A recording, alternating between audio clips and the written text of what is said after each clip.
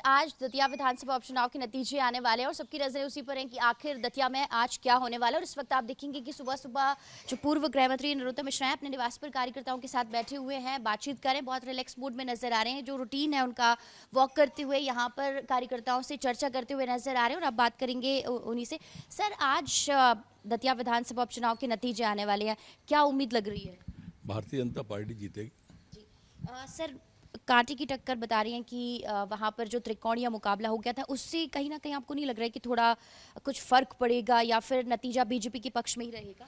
नतीजा बीजेपी के पक्ष में रहेगा। जी सर, कितना बहुत कॉन्फिडेंट आप नजर आ रहे हैं। जनता के बीच में आप गए थे, आप इमोशनल भी हुए, आप जनता से आपका जुड़ाव भी है, तो वो कहीं ना कहीं आपको नहीं लग रहा है कि उसका एक नेगेटिव इम्पैक्ट या फिर पॉजिटिव इम्पैक्ट, दोनों में से क्या पड़ सकता है? बिल्कुल, हर घर गए थे, हर घर का कहा भी था, गली गली गए, गांव गांव गए, सबको प्रार्थना की, हाथ जोड़े, कहा। और हमें लगता है कि भारतीय जनता पार्टी अच्छे वोटों से जीतेगी। सर, जो घनश्याम सिंह है, कांग्रेस कैंडिडेट है, वो लगातार अपने ही कार्यकर्ताओं पर और जो राजेंद्र भारती हैं उन पर भितरघात के आरोप लगाते रहते हैं और कल उन पर एक्शन भी हुआ है। राजेंद्र भारती पर अनुशासनात्मक कार्रवाई भी पार्टी की तरफ से की गई है। इसका भी कुछ फर्क पड़ेगा क्या? अब क्या फर्क पड़ेगा? चुनाव के बाद की कार्रवाइयाँ हैं ये तो। चुनाव के बाद की कार्रवाई से चुनाव पे कोई फर्क नहीं पड़ता।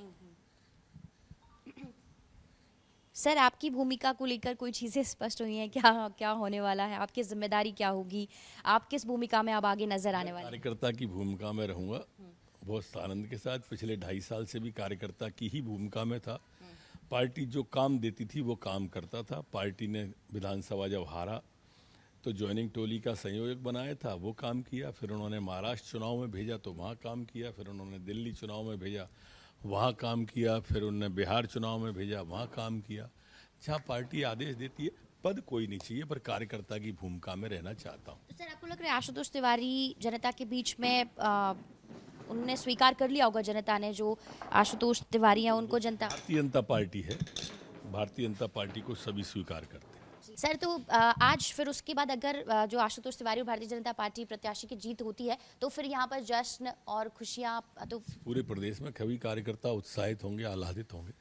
प्रतीक्षा करिए थोड़ी देर। पूर्व गृह मंत्री नरोत्तम मिश्रा हैं, अभी अंदर जा रहे हैं और बहुत रिलैक्स मूड में नजर आ रहे हैं। और जिस तरीके से उन्होंने कहा है कि जीत भारतीय जनता पार्टी के जो प्रत्याशी हैं आशुतोष तिवारी, उनकी ही होने जा रही है, क्योंकि जनता के बीच में वो पहुंचे थे और लगातार जो नरोत्तम मिश्रा हैं वो जनता के बीच पहुंचे, घर घर जाकर उन्होंने लोगों से प्रचार प्रसार किया।